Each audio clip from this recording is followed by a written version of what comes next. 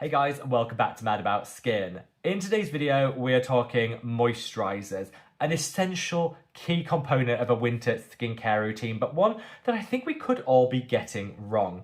Recently, I shared with you a video talking about my favorite moisturizers of 2025. I'll find that video, dig it out, and I'll link it up there. All those recommendations are phenomenal when it comes to elevating the hydration levels in your skin and supporting the skin barrier.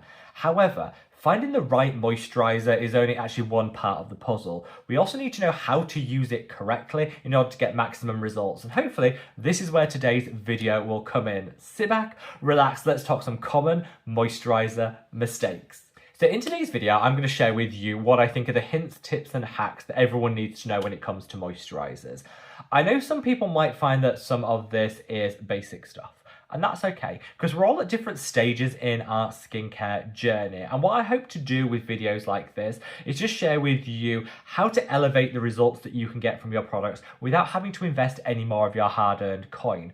Whatever moisturizer you're currently using or have on rotation, these hints and tips and hacks will apply to it. So it's just a great way of maximizing results without needing additional products and spending. If you appreciate content like this, where we almost do a deep dive in terms of a how-to for each step of our skincare routine and would like to see more, make sure to let me know by reaching down and giving the video a big thumbs up and a like. The more likes a video gets, the more likely I am to replicate that content, because it just indicates to me that you guys find it useful and want to see more. So from the bottom of my heart, thank you to each and every one of you. Now, without further ado, let's cut that waffle, delve straight on in. So I want today's video to be short, sharp, and to the point. Moisturizers don't need to be complicated. It's all about just making a few tweaks to the way that we use our existing moisturizer to maximize the results. And hopefully that's where today's video will come in. And common mistake number one is applying your moisturizer just in one layer.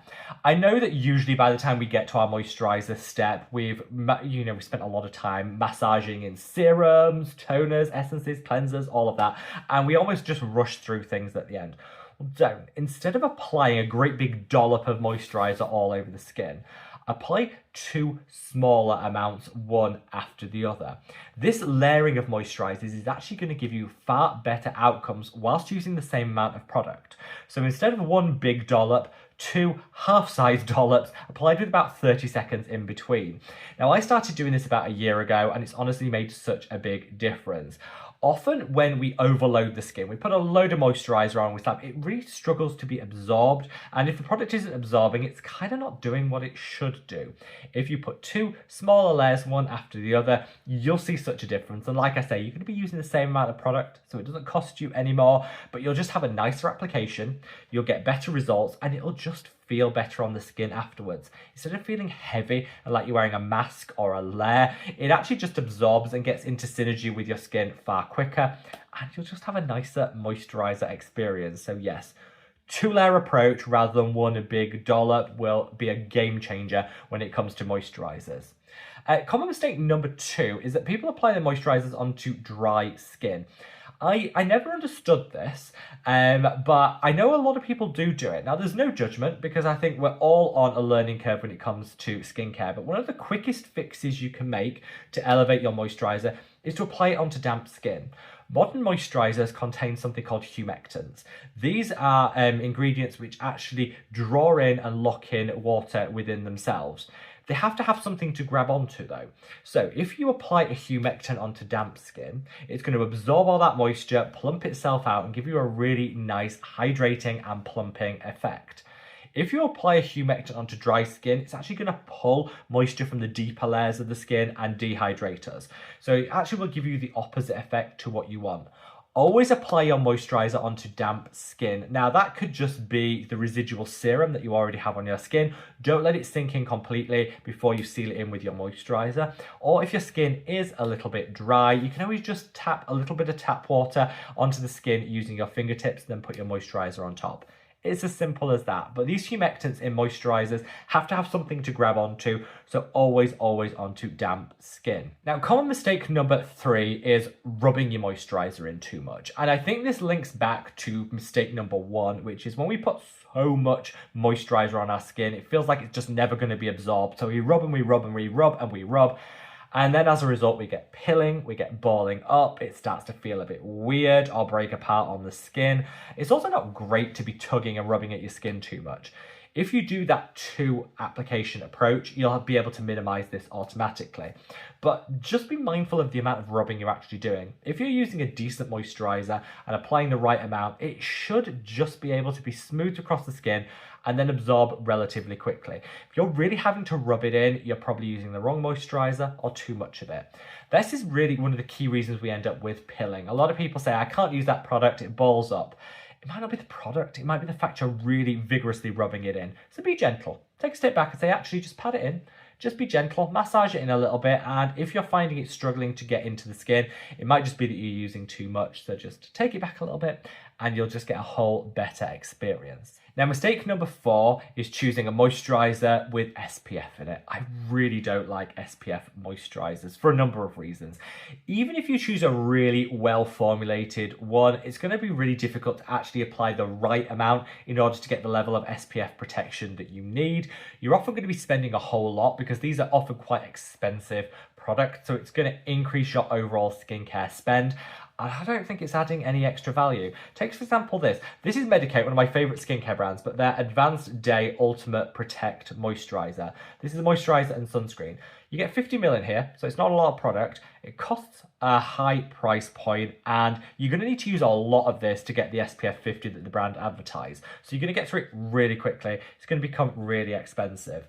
I don't think you need to opt for a moisturizer with SPF, but actually turn it on its head. Instead, go for a sunscreen, which is actually nice and hydrating and can act as a moisturizer too. See what I did there? If you just flip it on its head. So take, for example, this is a sunscreen from my own skincare line. This is the Mad About Skin Protect and Hydrate sunscreen.